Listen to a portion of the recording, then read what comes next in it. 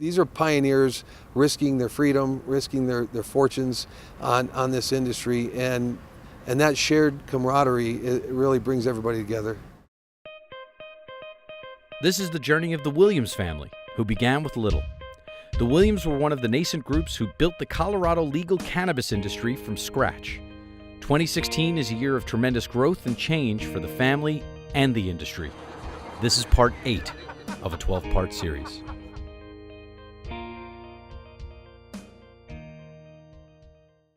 So the cannabis community in Colorado is something that I feel like is a strong community and has been for a long, long time. There's a reason Colorado passed legalization in November of 2013 and then exercised that in 2014. It's because people in Colorado are accepting of cannabis, and it's part of what was a subculture that's moved into more of a mainstream culture in Colorado. It is socially acceptable for an adult to stop by a marijuana center at the end of their day and purchase marijuana as opposed to swinging by the liquor store. And through fighting 70 years of negative propaganda in the last couple of years, we've been able to make tremendous strides towards social acceptance of cannabis. We bonded early. There was, a group of 10 or 15 women, and we really helped each other get through day to day, but also the men, Dixie, Medicine Man, Open, all the big brands along with several others, kind of feeling each other out over the years, seeing who's doing what. And now it's like we're really just pulling together and want to move the industry forward. History made in Colorado today, recreational marijuana is now legal. Today, Governor Hickenlooper signing off on Amendment 64, making Colorado the second state in the country to legalize pot. Colorado's decision to regulate medical marijuana dispensaries really demonstrated that it is possible to regulate and control the cultivation and sale of marijuana. It allowed people to see that there could be marijuana businesses in their community and it wasn't a problem. They could see that it's possible for communities to prohibit them if they chose to. It really answered a lot of the questions people had about what it would look like if marijuana were being sold legally in stores. Here in Colorado, it's been really cool to watch people that I consider friends now become really who we are in this industry. It's awesome. Colorado provides a win-win situation, which is very unique and different. It does allow us to give back. If you look, obviously, 2016, every single bridge in the state's been replaced in the last 24 months. Tons of new stuff. Schools have a lot of funding. There's a lot of promise for where we can go from here. I'm very convinced, it's a $1 billion industry in Colorado alone. With other states adopting our models, the model that we've created here, I think it's a foolproof plan for them to get on the bandwagon with what's already present. We initially saw just a handful of folks opening up medical marijuana dispensaries, but then it quickly grew to a couple dozen, and then all of a sudden it seemed like the floodgates opened and we had a couple hundred. And really it was a lot of those businesses that have since formed what would become the broader industry. The community here in Colorado is amazing. We're all peers in the space, even direct competitors. I'm proud of this.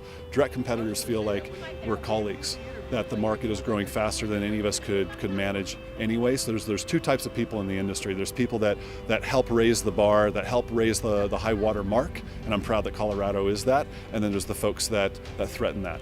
So Colorado has a smaller population than California, for example, but it was first to have some real regulation, not perfect by any means, but it had something, a platform we could build from, and it was a great experiment. Colorado, before recreational, which is January 1st, 2014, it was kind of the Wild West for sure. Then all of a sudden, overnight recreational occurred.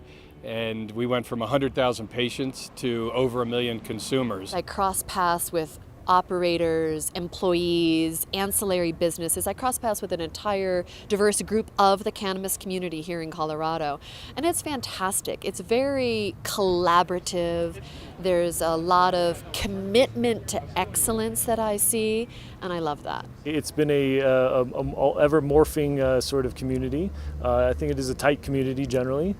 People do interact and stay together and socialize with each other, and I think that's actually fostered why we have such a strong business community here as well, because of those personal relationships.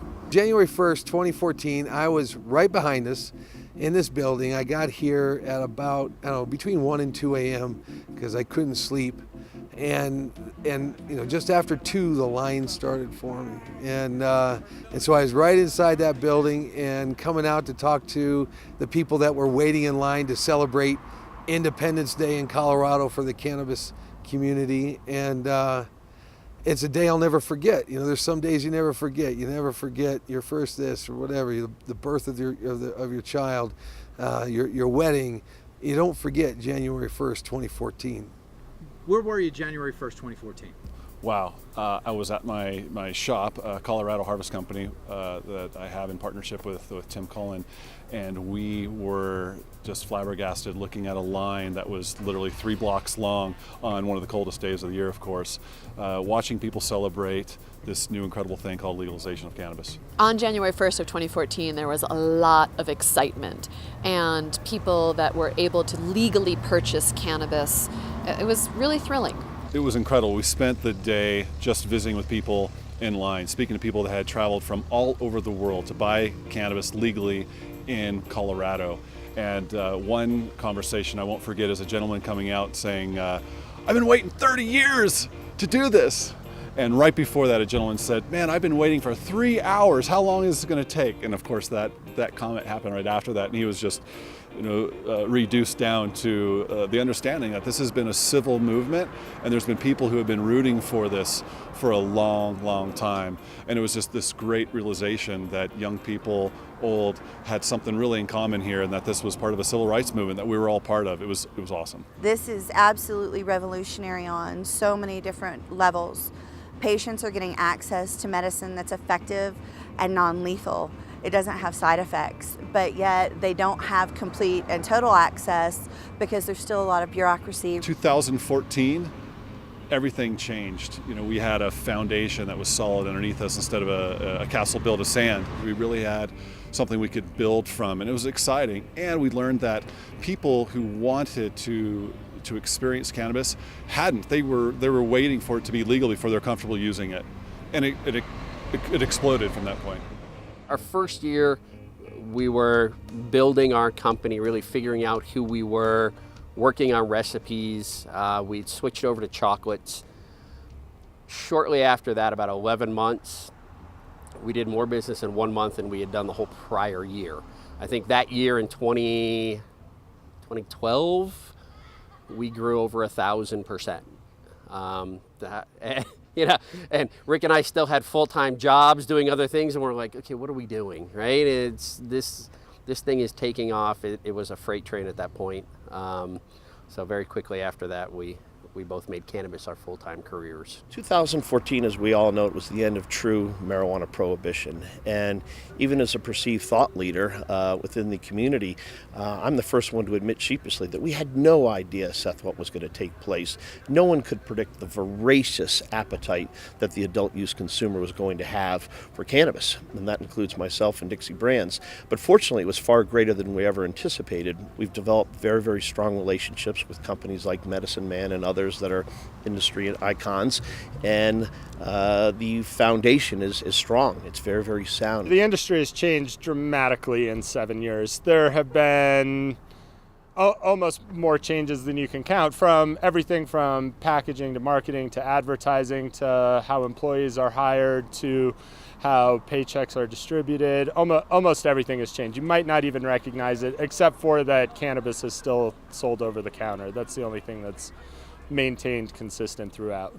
Oh my goodness. I mean, it's changed dramatically, and I'm so excited for the next 10 years, I mean, the difference that's happened since 2006 is just so massive. We were just starting to have a caregiver spot here and there. We had there was a couple dispensaries if you could even find the product. The price was way higher. How much has this whole thing changed since day one?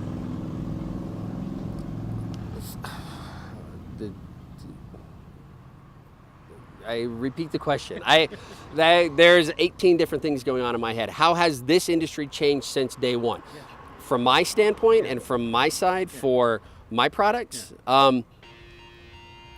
we have gotten better at what we've done, but I think we came out of the gate further ahead than most people. Right? We started as food people. We started out with lab testing all of our oil, lab testing all of our products. We came out with perfecting recipes and making sure that our products were consistent and they were labeled properly and they were exactly what we said they were. Now, everybody has to do that, right? That's entry level to get into this industry. If you're not labeling properly, if you're not testing all of your product, if you're not getting out a clean, consistent, quality product every time, you can't be in this industry. Today, Colorado in 2016 is still really the epicenter of all things adult use or recreational. We have individuals from all over the globe that are coming to the United States and then specifically Denver, Colorado, to really see what we've done correctly and equally, if not more importantly, what we've done wrong. And we've made many mistakes along the way collectively as an industry. The good news is that we're in a partnership alongside our regulators, alongside law enforcement, alongside our government here in the state of Colorado and maybe soon to be our federal government. Why do you think that each state is regulating it Ego, everybody thinks they can do it better. If you look at it, Colorado has the most robust, right, cannabis market in the country, period. Right? There is nobody doing more. We're going to do over $1 billion a year in business. It's legal, it's seed to sale, it's tracked, it's regulated. We've created tax revenue and jobs, right? It's everything we said it was going to be. One of the things I know that is absolutely apparent in this industry is that people are dedicated to getting this right so that we can help end prohibition throughout the world. And that commitment to excellence, the commitment to doing it well, professionally, with integrity, is something I'm seeing in the operators that I'm crossing paths with. It's really taught me that we're coming together. What you're finding are people that have the same integrity, the same goals, the same vision are starting to come together. And it's comforting. It's like when you meet somebody that you went to high school with. There's this comfort there. That's how it is for what we call the OGs or the original gangsters here, right? Is like, oh yeah, I've known him, but and it's like a comfort, if you will. The Colorado cannabis community is a close-knit set of folks. Some days we're real friends and some days we're real competitors. But the reality is we're a band of brothers and sisters that are trying to do something important and really tilting against a lot of windmills. We've got lots of obstacles in our way. We fight a lot of fights, banking, tax, regulatory environment.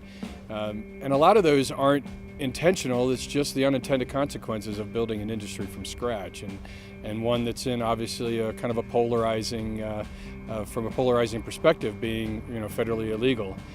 But that causes us to come together. You just described the cannabis community here in Colorado. Yeah. Talk more about that. Well, I walked up to this little event here and went, holy shit, everybody's here, right? And, but it's good to see everybody. We don't get to see each other that much anymore. We're all so damn busy, but we all used to spend a lot of time together. It's been great watching everybody here grow. Everybody now start to expand out of state. It's been a surreal experience, and I've always attributed sort of the cannabis industry to that of sort of high school, if you will. And we all entered into our freshman year of high school officially in 2010. And as freshmen, you really don't know what your group is, what your sort of rap or vibe is going to be. And so we all stood around and watched each other very closely. And as we progressed through high school, ultimately graduating in the year of 2014, 4 years later as seniors, we all felt dramatically different. We created this intense personal bond. It's really a band of brothers and sisters. And, we literally slogged through the shit, pardon my French, because there were times that we were all very, very confused, and probably in many cases frightened, and then on more days enthusiastic and excited. And that created a very, very strong bond amongst all of us, including the Williams family. It's almost like your best friends from high school. You get comfortable with them, and you could go away for a long time, or maybe your Army buddies or some close-knit group that you've had in the past, and you come together and everyone's excited to see each other, like, hi, how you doing? Oh, everybody's here. And everyone just starts talking about whatever, family, fun, business, whatever it is.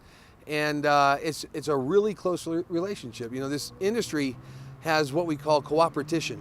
And so we're competitive, we keep our own secrets, aside, but we're very cooperative in advancing the industry, advancing each other's businesses, things like that. And they're just all close friends. They feel like family.